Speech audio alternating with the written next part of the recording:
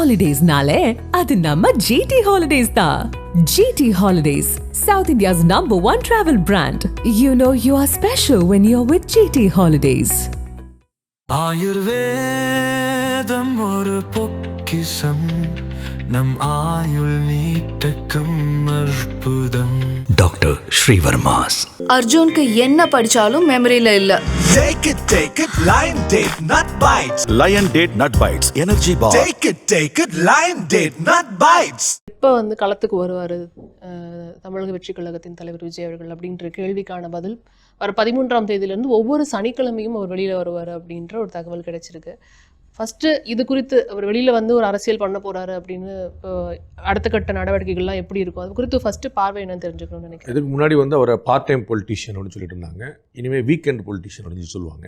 சனிக்கிழமை மட்டுமே நடத்தக்கூடிய இந்த பயணங்கள் ரோட் ஷோஸ் அப்படின்னு நம்ம சொல்லலாம். அவர் வந்து நேரடியாக போகிறாரு. அங்கே வந்து அங்கங்கே தெருமுனை சந்திப்புகளில் எங்கே அவங்க பிளான் பண்ணுறாங்களோ அங்கே வந்து ஒரு சின்னதாக ஒரு வண்டியிலே இருந்துட்டு ஒரு 5 நிமிஷம் ஸ்பீச்சு. அப்புறம் அடுத்த ஒரு நாளைக்கு 3 தொகுதி கவர் பண்ணுறாரு. அது மாதிரி எவ்ரி சண்டே ஒரே ஒரு இடத்துல மட்டும் சண்டே, மற்ற எல்லாமே சாட்டர்டேவாக இருக்குது.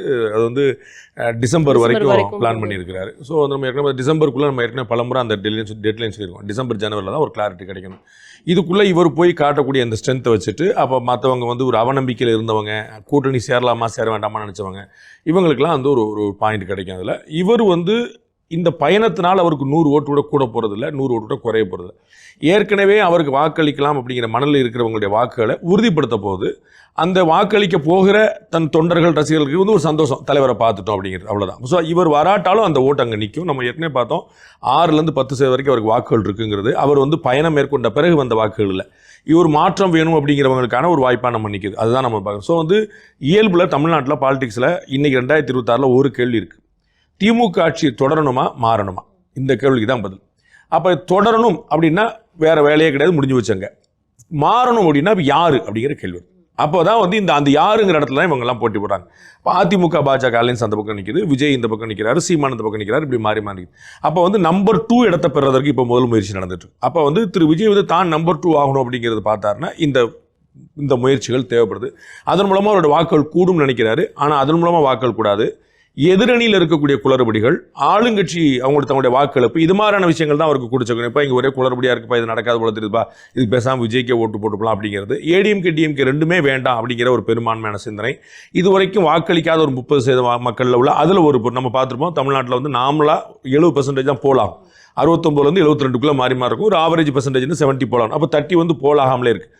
போலாரில் ஒரு 2% 3% வந்து நோட்டாக போடுற குரூப் இருக்குது. அப்புறம் 2 கட்சியுமே வேண்டாம்னு நினைக்கிற குரூப். இந்த குரூப் எல்லாம் சேர்ந்து வந்து அவரை வந்து திருப்பி கன்சிடர் பண்ணுறதுக்கான வாய்ப்பு இருக்குது. அதை உறுதிப்படுத்துறதுக்கான ஒரு முயற்சி. அது போக பயணத்தில் எப்படி பலன் அளிக்குதுங்கிறத பார்க்கணும். இப்போ வந்து வெளியில் வரமாட்டேங்கிறாருன்னு அப்புறம் பேச ஆரம்பிச்சதுக்கப்புறம் இப்போ ஒவ்வொரு வீக்கெண்டும் வராரு, ஓகே. பட் இந்த வீக்கெண்ட் வரதையும் இங்கே விமர்சனமாக பேசுகிறத பார்க்க முடியுது. அதில் ஒரு சில நல்ல விஷயங்களும் இங்கே இருக்க வாய்ப்பு இருக்குது அப்படிங்கிற மாதிரியும் ஒரு தரப்பினர் பேசிகிட்டு இருக்கிறாங்க. ஸோ வீக்கெண்டு வந்து இப்போ ஸ்கூல்ஸ் இருக்காது, அப்புறம் வந்துட்டு வேலைக்கு போகிறவங்களுடைய அந்த நம்பர்ஸ் வந்து கம்மியாக இருக்கும். ஸோ டிஸ்டர்பன்ஸ் இருக்காதுங்கிறதுனால அவங்க எய்ம் பண்ணியிருக்கலாம். இன்னொன்று ஒரு விஷயம், ஒரு வீக் ஃபுல்லாக நடந்த விஷயங்களில் வீக்கெண்டில் வந்து விஜய் சொல்ல போகிறாருன்ற ஒரு எதிர்பார்ப்பை வந்துட்டு கிரியேட் பண்ணுறதுக்கான ஒரு நரேட்டிவ் இது அப்படிங்கிற மாதிரியும் பேசுறத பார்க்க முடியுது. அது நீங்க எப்படி எடுத்துக்கிறீங்க? வருங்காலங்களில் உலகம் முழுக்க கவனிக்க வேண்டிய நாட்களாக சனி ஞாயிறு தான் இருக்கும். பல கலவரங்கள் சனி ஞாயிறு தான் நடக்கும். பல சோகால்டு ஜென்சி மக்கள் புரட்சி சனி ஞாயிறு தான் நடக்கும். இந்த லீவில் கிடைக்கும் போது அசம்பிள் பண்ணுறது ரொம்ப ஈஸி. அதனால் வந்து சனி ஞாயிறு தான் எல்லாருக்கும். இனிமேல் வந்து எல்லாருமே சனி ஞாயிறில் ஹை அலர்ட்டில் வந்து காவல்துறை, உளவுத்துறை எல்லாருக்கும் சனி ஞாயிறில் வந்து எக்ஸிக்யூஷன் இருக்கும். அதற்கு முன்னாடி இந்த ப்ரிப்பரேஷன் இருக்கும். ஸோ சனி ஞாயிறுங்கிறது நீங்கள் ஏற்கனவே குறிப்பிட்டது போல் நம்ம நிர்பயா பிரச்சனை உட்பட எல்லாமே வந்து பெருந்திரளாக வந்து சனி ஞாயிறு தான். எல்லாருமே அப்படி தான் கூட்டம் போடுவாங்க, மாநாடு இது மாதிரி எல்லாமே அப்படி தான் போடுவாங்க. That is very good. அதில் வந்து ஒன்றும் தப்பு கிடையாது. பகல் நேரம் அந்த மாதிரி என்ன நேரங்கிறதுலாம் பார்க்கணும். அதுதான் மக்களுக்கு வந்து ரொம்ப பெரிய வெயில். நம்ம இந்த முறையே நம்ம வந்து மதுரையில் அவங்க மாநாடு நடத்தும் போது படாத பாடத்தை வச்சு, ஏன்னா அவர் மாநாடு 3 மணி 4 மணி சொன்னாலும் இவன் காலைல 4 மணிக்கு வந்து உட்காந்துருக்கிறான். அப்போ வந்து முன்கூட்டியே தொடங்குறதுக்கு ஆமாம், அதெல்லாம் ஒரு பெரிய சிக்கல் தான். ஸோ அதனால் அது தனி. பட் வந்து சனி ஞாயிறு வந்து சரிதான், அவருடைய தேர்வுகள் வந்து சரிதான், அது நல்லது தான், அது வந்து குழப்பம் இல்லை. நம்ம பார்க்குறோம் சென்னையில் வந்து பேரணி நடத்துறது தடை செய்யப்பட்டிருக்கு. ஏன் அப்படின்னா சென்னையில் ஒரு பேரணி நடத்துனாங்கன்னா மொத்த சென்னை ஸ்தம்பிச்சிடும். இங்கே வந்து லைஃப் லைன் ரோடே சென்னையில் 3 ரோடு தான் இருக்குது. அது கேட்க ரொம்ப ஆச்சரியமாக இருக்கும். ஒன்று பீச் ரோடு, இன்னொன்று மவுண்ட் ரோடு, இன்னொன்று பூந்தமல்லி ரோடு. 3 ரோடு தான் மற்ற எல்லாமே இணைப்பு சாலைகள் தான். இந்த 3 ரோட்டில் எங்கேயாவது ஒருத்தர் உட்கார்ந்தாருன்னா மொத்த சென்னையும் காலி. அந்த மாதிரி இருக்கு. அப்போ சென்னையில் பேரணியே நடத்தக்கூடாது. முன்னாடிலாம் பயங்கரமாக பேர் நடக்கும். பீச் இருக்குது பார்த்தீங்களா, அந்த பீச்சில் வந்து ஒரு திடல் உண்டு, சீரணி இறங்கம்னு சொல்லுவாங்க. அங்கே கூட்டம் நடக்கும். அப்புறம் ஐலண்ட் கிரவுண்ட்ஸ் நம்ம வந்து இங்கே தீவுத்தல் பொருட்காட்சி அங்கே இதெல்லாம் வந்து காலி பண்ணி விட்டாங்க. ஏன்னா இங்கே போனால் ஐலண்ட் கிரவுண்ட்ஸ் வச்சா கூட அது வந்து ஒரு தனி இடம் தான், ராணுவத்துக்கு சொல்லணும். அங்கே போகிறதுக்கு 1,00,000 பேர் தண்டுருவோம். சீரணியரங்க பீச் தான், ஓப்பன் ஸ்பேஸ். ஆனால் பீச்சுக்கு போகிறதுக்குள்ள அப்போனால சிட்டிக்குள்ளே எதுவுமே வேண்டாம்னு சொல்லிட்டு எல்லாமே வந்து செங்கல்பட்டு தாண்டி தான் வச்சிருக்காங்க. அதுபோல் நகரங்கள் பகுதியில் வந்து பெரிய சிக்கல் தான். இப்போ அவர் அனுமதி கேட்டதிலே வந்து சத்திரம் பஸ் ஸ்டாண்டு கிட்ட கேட்டார். சத்திரம் பஸ் ஸ்டாண்டுங்கிறது திருச்சியோடைய லைஃப் லைன், அது வந்து அங்கே மெயின் இடம். அந்த இடத்துல ஒன்று சம்பிச்சுன்னா திருச்சி டிஸ்கனெக்ட் ஆயிரும். திருச்சி தான் தமிழ்நாட்டை இணைக்கக்கூடியது. விழுப்புரம் மாதிரி தமிழ்நாட்டையே தெற்கையும் வடக்கு இணைக்கக்கூடியது ரொம்ப சரியாக இருக்கக்கூடிய கரூர், தமிழ்நாட்டோட மையப்பகுதி கரூர். அது பக்கத்தில் இருக்க திருச்சி ஆல்மோஸ்ட் ஒரு ஹாஃப் அங்கே. அப்போ அங்கே ஒரு பிரச்சனை, ஒட்டுமொத்த தமிழ்நாட்டு டிராஃபிக்குமே பாதிக்கப்படும். அதனால் வேறு இடம் வச்சுக்க சொல்லியிருக்காங்க. இவங்க 3 நாளாக நான் வந்து எப்படி கேரவனில் தான் போகிறேன், அதனால் ஒன்றும் பிரச்சனை இல்லை, வண்டியில் தான் பிரச்சாரம் பண்ண போகிறேன், அதனால் சமாளிச்சிடலாம்னு சொல்லியிருக்காங்க. அதில் தான் அந்த அனுமதி போகுது. சனி ஞாயிறு தேர்வு சரிதான். பட் அந்த இந்த நரேட்டிவ் சொல்கிறாங்க இல்லையா, ஸோ பார்ட் டைம் தான் உங்களுக்கு ஏற்கனவே சொன்ன பார்ட் டைம் பொலிட்டிஷியன் சொன்னாங்க, வீக்கெண்ட் பொலிட்டிஷியன் சொன்னாங்க. பட் எல்லாருமே நீங்கள் பாருங்களேன், இந்த மாநாடு எப்போ நடத்துகிறாங்க, இந்த பேரணி எப்போ நடத்துகிறாங்க, இந்த ஊரில் நடத்துறாங்க, முக்கியமான தலைவர் வருகிறது, இதெல்லாம் சனிஞாயிறுலாம் பண்ணுவாங்க. அப்படிதான் மக்கள் வருவாங்க. இன்னைக்கு வந்து அது ரொம்ப சிரமம். முன்னாடி மாதிரி மண்ணை கூச்சி போட்டு உட்காந்துட்டு சாயந்தரம் 4 மணிக்கு வரேன்னு சொன்ன தலைவர் மறுநாள் காலையில் 4 மணிக்கு வருவார். அவங்க காத்திருந்த காலம்லாம் போயிடுச்சு. இன்னைக்கு அவர்களுடைய தலைவர்களை அவர்கள் பார்க்க வருவதற்கே நீங்கள் வந்து வேனு, சேரு, தொப்பி, சரக்கு, பிரியாணி, அது மாதிரி கையில் காசு, இது எல்லாமே செய்ய வேண்டியிருக்கு. அப்போ தான் அவன் தலைவர் அவன் பார்க்க வரான். நீங்கள் தன்னெழுச்சியாக பார்க்க வர்றது தனிக்கதை. உங்களை அவன் தலைவர் அவன் பார்க்க வர்றதுக்கு அது போக நீங்கள் அடுத்த ஆள் கூட்டு அப்படின்னா ஒரு நாள் சம்பளத்தை கொடுத்து கூட்டு வேண்டியிருக்கு. அதெல்லாம் தனிக்கதை, அதெல்லாம் பழைய கதை ஆகிப்போச்சு. அப்போ வந்து இந்த நெரேட்டிவ் வந்து வேறு வழி இல்லை. அவங்க சொன்னாலும் அவர்களும் அப்படி தான். யாராவது ஒருத்தர் வந்து பார்ட் டைம் பொலிட்டிஷியனோ யாராவது ஒருத்தர் வீக்கெண்ட் பொலிட்டிஷியனோ சொன்னாங்கன்னா நீங்கள் நல்லா பார்த்தீங்கன்னா அவர்களுடைய பெருங்கூட்டங்கள், மாநாடுகள், பேரணிகள் எல்லாமே இந்த சனிஞாயிறில் தான் இருக்கும். நிச்சயமா. இப்போ இதில் வந்து இந்த தடைகள் அப்படிங்கிறத வந்து அவரே விஜய் அவர்களே வந்துட்டு அறிக்கை வெளியிட்டிருக்கிறாரு.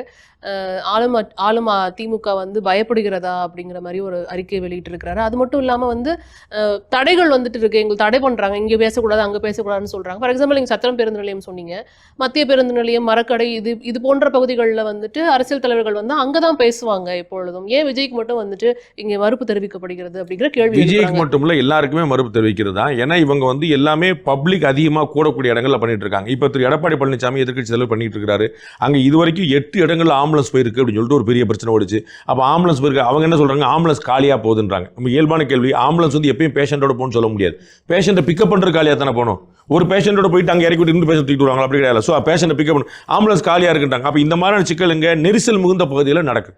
அப்போ மக்கள் நடமாட்டம் கூடிய பகுதியில் நடக்குது. அப்போ முன்னாடிலாம் பார்த்தீங்கன்னா இப்போ திமுக அதிமுக எல்லாம் போட்டு மாநாடு நடத்துறாங்க, பேர் நடத்துறாங்க, கலைஞர் ஸ்டாலின் கலந்துக்கிறாரு, எடப்பாடி கலந்துக்கிறாரு, அது அவுட்டர் நடத்துவாங்க.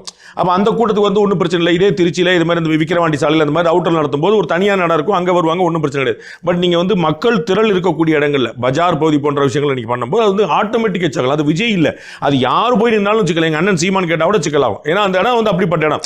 அங்கே ஒரு 100 பேர் கூடனாலே ஸ்தம்பிச்சிடும். உங்களுக்கு புரியுங்களா? அப்போ நம்ம வந்து இதை கொடுக்குறாங்க, இவங்களுக்கு பயந்துட்டுங்கிறதுலாம் கிடையாது. அவங்க கேட்குற இடம் பூரா அப்படி இருக்கு. எல்லா இடத்துலையும் வந்து பிளே கிரவுண்டில் கேட்கட்டும், எல்லா இடத்துலையுமே காலேஜஸில் கேட்கட்டும், எல்லா இடத்துலையும் தனி கிரவுண்ட் பண்ணிக்கங்கட்டுருவாங்க. அவர்கள் கேட்கக்கூடியவர்கள் சத்திரம் பஸ் ஸ்டாண்ட் மாதிரியான இடங்கள் ஒவ்வொரு இடத்துலையுமே வந்து 3 தொகுதி கேட்குறாங்க. 3 தொகுதியிலுமே வந்து இப்போ மெயின் இடங்களில் கேட்குறாங்க. மக்கள் ஏற்கனவே நடமாட்டம் இருக்கக்கூடிய போது அப்போ ஆட்டோமேட்டிக்காக இதனால் திமுக பயந்துருச்சுங்கிறதுலாம் கிடையாது. அந்த அளவுக்குலாம் அங்கே காமெடி இல்லை. பட் வந்து இவர் கேட்கக்கூடிய இடம் அது எந்த போலீஸ்காரங்களும் கொடுக்க மாட்டாங்கிற பிரச்சனை தான். திமுகவுடைய ஓட்டை சிதறடிக்குமான அது தணிக்கை தான். ஆமாம், அதில் வந்து மறுக்கல. பயந்துட்டாங்களா அப்படிங்கிற அந்த விஷயத்த வந்து இவங்க கேட்டா இந்த இடத்த கொடுக்க மாட்டாங்கன்னு தெரிஞ்சு அப்போ வந்துட்டு தமிழக வெற்றி கழகத்தினர் கேட்கிறாங்களா? பாலிடிக்ஸ் தானே. நமக்கு வந்து நாங்கள் ஒரு இடம் கேட்போம், அது வந்து யார் கேட்டாலும் நீங்கள் டிஎம்கே கேட்டாலும் கொடுக்கக்கூடாது. அந்த மாதிரியான இடங்கள்ல நீங்கள் இப்போ மவுண்ட் ரோட்ல ஒருத்தர் ஆர்ப்பாட்டம் நடத்துறோம்னு சொல்லி சொல்றாரு, எப்படி கொடுப்பீங்க? யார் கொடுத்தாலும் நீங்கள் காமன் மேன சண்டை போய் எங்கே போய் ஆர்ப்பாட்டத்தை அனுமதி கொடுத்துருக்காங்க பாருன்னு கேட்பீங்க. அப்போ ஏன்னா மக்களுடைய இயல்பு வாழ்க்கை பாதிக்கும். அது விஜய்னில் யார் கூட்டம் போட்டாலும் ஸ்தம்பிக்கும். ஏன்னா மக்கள் ஏற்கனவே நடமாட்டம் இருந்த போது உங்களுக்கு புரியுங்களா? ஒரு சிக்னலில் ஒரு 2 நிமிஷம் வண்டி நின்னா 1000 வண்டி நின்றுது சிக்னலில். அப்போ வந்து ஒரு கூட்டம் போட்டு ஒருத்தர் 5 நிமிஷம் பேசினார்னா என்ன ஆகும்? அப்போ வந்து திரு எடப்பாடி பழனிசாமிக்கு அதுதான், திரு ஸ்டாலினுக்கு அதுதான், இவர்களுக்கு அதுதான். ஸோ இவர்கள் பயந்துட்டாங்கிறது இவர் சொல்கிற நெரேட்டிவ். அது பியூட்டிஃபுல்லாக சொல்லிக்கலாம். அப்படி திமுக எங்களை பார்த்து பயப்படுது, போட்டியே டிஎம்கேக்கும் டிவிகேக்கும் தான், இதெல்லாம் சொல்லிக்கிட வேண்டியதான். But that is not the game. But இங்கே வந்து திரு புசியானந்த் அவர்கள் மேலே வந்து வழக்கு பதிஞ்சிருக்கிறாங்க அப்படிங்கிறத வந்து பார்க்க முடியுது. அது என்ன வழக்கு அப்படின்னு பார்த்தா, அந்த சாமி கும்பிட்ட டைமில் வந்துட்டு அங்கே டிராஃபிக் ஆயிடுச்சு அப்படின்னு ஏர்போர்ட் காவல்துறையினர் வந்து வழக்கு பதிவு பண்ணியிருக்காங்க அப்படிங்கிறதையுமே இங்கே அவர் மென்ஷன் பண்ணி பேசியிருக்கிறத பார்க்க. நார்மலாக பண்ணுறது ஒரு கணக்காட்டுறக்கா அதிகாரம் நமக்கு எதுக்கு தேவையில்லா பிரச்சனை சொல்லிட்டு ஒன்று பண்ணி வைப்போம்ன்றது தான். அதெல்லாம் வந்து ஈஸியாக போய் ஹைகோர்ட்டில் போனால் 10 நிமிஷத்தில் குவாஷ் ஆயிரும். அதில் ஒன்றும் பிரச்சனை இல்லை. ஆனால் நீ காவல்துறை வழக்கு போட முடியாதுன்னு சொல்ல முடியாது. நாளைக்கு ஒவ்வொரு கட்சிக்காரங்களும் ட்ரை பண்ணுவாங்க. இந்த வழக்கு அவரை பிடிச்சி உள்ள வைக்கிற வழக்கு கிடையாது. சரிங்களா? இந்த வழக்கு வந்து ஒரு பெரிய அச்சுறுத்தலான சிம்பிளான வழக்கு கிடையாது. இந்த வழக்கு வந்து எலெக்ஷன் கமிஷனில் இவர் வந்து நாமினேட் பண்ண முடியாமல் போயிருக்கிறான வழக்கு கிடையாது. இது வந்து ஒரு டிஸ்டர்பன்ஸுக்கான ஒரு பெட்டி கேஸ்ன்னு சொல்லுவாங்க. அந்த மாதிரியான விஷயம் பொது போக்குவரத்தை பாதிக்குது, இல்லை வந்து இயல்பு வாழ்க்கையை பாதிக்குதுன்னு சொல்றதான் அது குவாஷ் பண்ணிடலாம். அது ஒரு பெரிய பிரச்சனை இல்லை. பெரிய பிரச்சனை இல்லை அப்படின்னாலும் இங்கே ஒரு கம்பாரிசனை கொண்டு வந்து வைக்கிறாங்கல்ல, எல்லாருமே வந்து பார்க்க முடியுது. ஃபார் எக்ஸாம்பிள் இப்போ ஜெர்மனியிலிருந்து முதலமைச்சர் ஸ்டாலின் வந்துட்டு வந்திருந்தப்ப அங்கே ஏர்போர்ட் வெளியில் வந்து பயங்கரமாக வந்து டிராஃபிக் ஆச்சு அன்னைக்கு. வெளியில் கிட்டத்தட்ட காலையில் அலுவலகம் போன எல்லாருக்குமே வந்து ஒரு பெரிய பாதிப்பு ஏற்பட்டது அப்படிங்கிறது இங்கே உண்மை. ஆனால் இங்கே வந்து வேற ஒரு கட்சியிலேருந்து பண்ணால் அதுக்கு மட்டும் ஒரு வழக்கு பதிவு பண்ணுறாங்க அப்படிங்கிற ஒரு கம்பேரிட்டிவ் இங்கே வைக்கிறாங்க. எப்பயுமே பிரதமருக்கு, முதலமைச்சருக்கு, ஆளுநருக்கு, ஜனாதிபதிக்கு இதெல்லாம் எக்ஸம்ஷன் இருக்கும். அது ஒன்றும் செய்ய முடியாது. நாளைக்கு ஒருவேளை தப்பித்தவரி திரு விஜய் வந்து முதலமைச்சர் ஆனார்னா அப்படி அவருக்கு இதான் செய்ய முடியும். அது வந்து நீங்கள் எக்ஸம்ஷன்னா வேறு வழியே கிடையாது. அவர்களுக்கான புரோட்டோக்கால் அப்படி, அவர்களுக்கான பாதுகாப்பு அப்படி, தொண்டர்கள் ஆட்டோமேட்டிக்காக வருவாங்க, கட்சிக்காரங்க ஆட்டோமேட்டிக்காக வருவாங்க. திரு விஜய் அவர்களுக்கே வந்து இவ்வளவு தொண்டர்கள் ரசிகர்கள் இருக்கிறாங்க அப்படிங்கும்போது முதலமைச்சருக்கு வந்து கட்டாயமாக அவங்களுக்கு பலத்தை காட்ட விரும்புவாங்களே. திரு மாசுப்ரமணியம் விரும்புவார்ல, நம்ம ஏரியாவில் கிராஸ் பண்ணி போகிறாரு தலைவர் அப்படி பின்னிடணும்னு நினைப்பார்ல. நரேந்திர மோடி பாரத பிரதமர் வந்தபோது இவங்க பண்ணாங்கல்ல. அது பிரதமருக்கு, முதலமைச்சருக்கு, கவர்னருக்கு, பிரசிடென்ட்டுக்கு. இது நீங்கள் ஒன்று பிரசிடென்ட் வந்து திருவாரூர் வந்தாங்க, அப்போ வந்து அங்கே வந்து பெரிய ஜாம் ஆகும், எல்லாரும் போக விட மாட்டாங்க, வர விட மாட்டாங்க, டிராஃபிக். அது நீங்கள் தொந்தரவாக பார்க்க முடியாது. சில ரொம்ப ரேராக இருக்கக்கூடிய ஒட்டுமொத்தமாக நாட்டில் ஒரு 4-5 விஐபி அவங்களுக்கு இந்த எக்ஸம்ஷன் கொடுத்தாலும் அது வேறு வழி கிடையாது. நீங்கள் முதலமைச்சரையும் திரு விஜயும் கம்பேர் பண்ண முடியாது. அடுத்தது திரு உதயநிதி அவர்கள் முதலமைச்சர் விஜயம் கம்பேர் பண்ண கூட பரவாயில்ல, முதலமைச்சர் ஆனந்தையும் கம்பேர் பண்ண முடியாது. அது கேஸ் வந்து ஆனந்த் மேலே தான். அடுத்ததாக திரு உதயநிதி அவர்கள் நேற்றிலிருந்து சுற்றுப்பயணத்தை தொடங்கியிருக்கிறார். கிட்டத்தட்ட 8 மண்டலங்களாக பிரித்து அவங்களோட சுற்றுப்பயணம் காஞ்சிபுரத்துலேருந்து ஸ்டார்ட் ஆயிருக்கு அப்படிங்கிறத பார்க்க முடியுது.